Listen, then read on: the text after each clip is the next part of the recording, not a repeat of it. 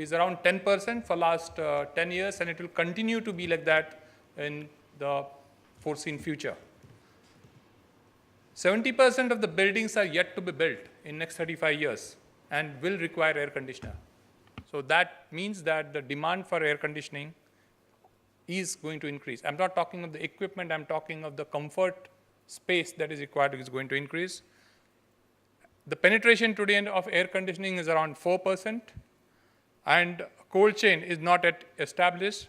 25% of the food is perished due to poor storage facilities and poor transportation facilities. So I'm just trying to set the context on which I'm going to speak now. So let us not look, we should look at energy consumption and not look at energy efficiency of the equipment. We should look at the efficiency of the buildings or the cold storage chain, or you can say the space where the cooling is required. I would say efficient products plus efficient usage is equal to energy saving. Efficient products, poorly used efficient usage may not necessarily lead to energy saving. And the drivers for both of these are different. Efficient products will be driven by engineering. Efficient usage will be driven by behavior of the end user. What has happened in last couple of years? India is, though the market is small, we are far ahead of many of the countries in adopting energy efficiency equipment. The room AC, where the labeling program started in 2008 as voluntary in 2010, is one of the most stringent regulations in the world.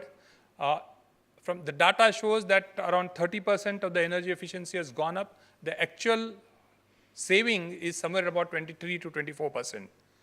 The next set of regulation between 2018 and 20 are already there. So 1st January 2018, room AC will come up with next set of regulations wherein itself the IACR or CSPF of the units will go up by further 20%.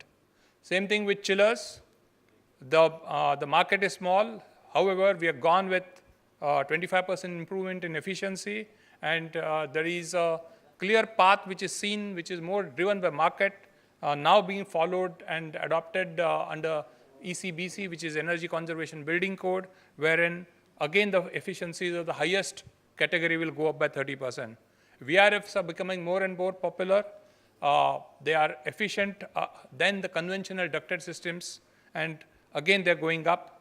Ducted system, there is no change, but there is a possibility that the inverter ducted systems will come in have started coming in and will take a center stage, where again a saving of the.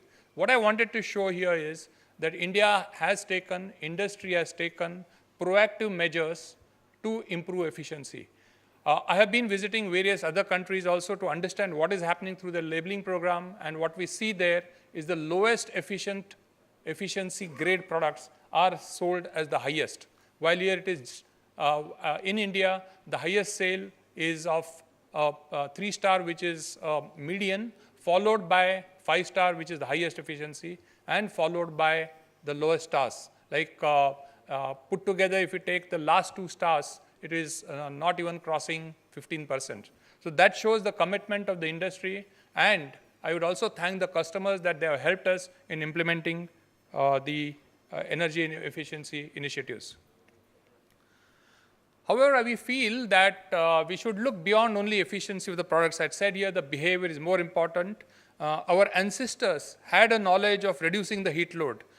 This picture which is there is from Jaisalmer. It is, you can see how the buildings are built there. We always wondered why those streets are so narrow, but naturally the shading effect happened. You can see how the windows are covered. The attempt made was to reduce the heat load. Why I'm saying so, when we say that the 70% of the buildings are yet to be built, architects will have to play a lead role in reducing the heat load. Of course, our behavior has also to be changed, in the sense that if you see modern clusters of towns that are getting developed, both for commercial as well as the domestic, they're not considering the heat load. You see so many glass facade buildings which allow very high level of heat to get ingressed. One more important thing which we spoke in the morning and the Joint Secretary mentioned that they're looking at a regulation to be done for the thermostat settings.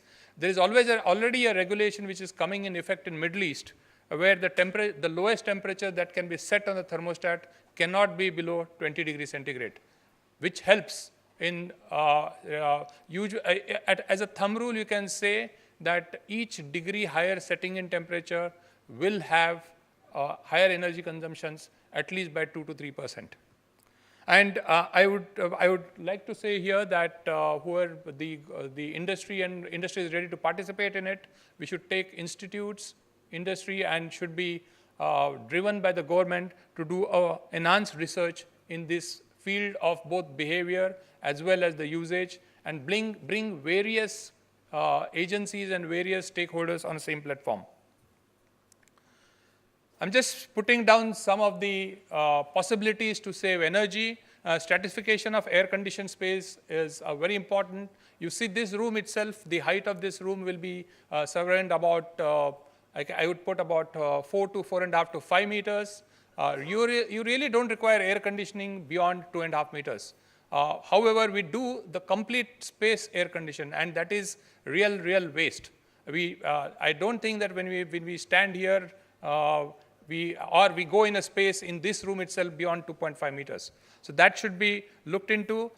It is a design factor of the building, and architects will have to consider how to do this jointly with the air conditioning designers. Temperature settings, we spoke. Planning and control of unintended use and monitoring is another big way of saving. It means that the control mechanism with a lot of electronics and the algorithms that can be developed now, we can control. If a space is not occupied, we can have occupancy sensors, and we can just take the temperatures up in the hotels, in our residential uses, in our cabins, or they can be switched off also. Installation practices, my colleagues just spoke the level of and the competency of the installation practices that are there in India. The same is there in the air conditioning business also. And a very efficient equipment, if not installed properly, can become an inefficient one. Maintenance of heat exchangers, unlike the countries which are outside the tropics, within the tropics there is a lot of dust, very high level of humidity, and this combined together can affect the cleanliness of the heat exchangers, basically the condensers, and we have seen that uncleaned condenser or a dirty coil, what we say, can bring down the efficiency of the equipment as high as 15 to 20%. So maintenance of heat exchanger becomes extremely important. And I would put here that India is a country which is a large population, has got hot and dry climate, and research is required so that what they want is comfort. They don't necessarily want a compression cycle-based air conditioner. Research should be done whereby the air coolers can be effectively used, and which will bring down the energy consumption as a country.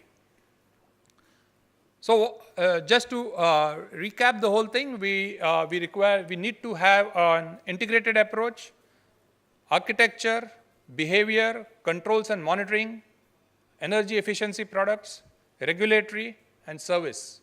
This will lead to energy saving. As of today, we have we have addressed both regulatory and energy efficiency products, but it is time now we feel that we should look at the other 4 aspects. Now coming to the cold chain, India is top 5 producers in the world in milk, cereals, food grains, vegetable, fruits, and many other things. Having said so, the market of the cold chain is only about approximately 15% of the total HVAC&R market. And however, it is going to grow rapidly. With the 5 climatic zones and a diverse produce, the complexity of designing the system and maintaining is much higher. And the market is highly fragmented. Unlike air conditioners, where we want anywhere temperature between 24 degrees to 26 degrees, in a cold chain situation, depending upon the product, you require anything between from minus 27 degrees centigrade to plus 8 degrees centigrade, depending upon what the product that is there. I've just put here what happens here as a complete cold chain. Right from harvest, we require immediate storage in terms of pack house solutions. Transport is ref vans, bulk storage, cold storage, transport again by ref vans, retail and retail solution. So there is no single equipment as such which is there across the cold chain, and each has got its own challenges. Each one works in a completely different environment. Not enough research, the research has happened in how the storage is to be there, but not enough research has happened, or not necessarily the latest technologies have been adopted. So what we should do in cold chain to improve the energy efficiency or reduce the energy consumption? As the perishable goods are stored in an economic and have an economic impact, the approach to design is to oversize the equipment with emphasis on reliability. Not the energy efficiency and energy consumption is a secondary. So we need to look at it and put energy efficiency on the radar. Challenges are due to diverse application and products which spoke. A systematic research study is required with India as a focus. We cannot adopt just what is happening in the rest of the world. Lateral deployment of technologies and policies from HVAC such as inverters, standards, and labeling programs will also help. With this, I complete my presentation. Thank you very much.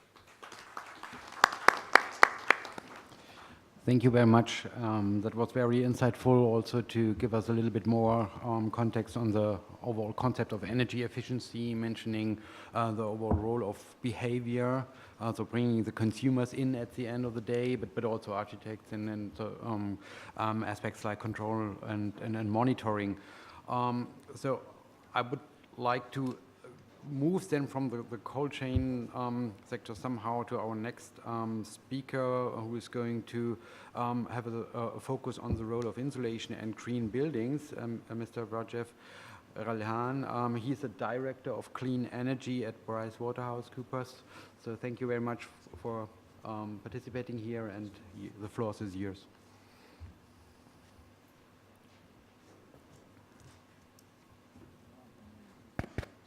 Thank you, Mr. Dennis. Good afternoon. So when I was requested for this presentation, I was given this topic. So I was just thinking that what I'm going to discuss in this time slot. So let me just try to touch upon a few important issues. Brief one slide about PwC. I think you might know this. So we have a presence, and so I'll not touch many things here. So why I'm here? What is role of PwC in EU-India Clean Energy Climate? So under EU-India partnership, there is a CESI program. So EU is supporting on 3 initiatives. First lot is mainly for offshore wind, second lot for solar parks, and the third lot is for supporting the national government in building codes. So PwC is supporting, working with EU, Bureau of Energy Efficiency, and other stakeholders in ECBC implementation in the state, in different state level. So I'll share my experience that how we are going forward on that. So what are the expected results from this project? So this is a 3.5 years project. We set up ECBC cells in 4 states, which is very important. The states are Maharashtra, Madhya Pradesh, Odisha, and Bihar. We help these states in ECBC implementation. It is from the start, the notification process, the training, then the demonstration units.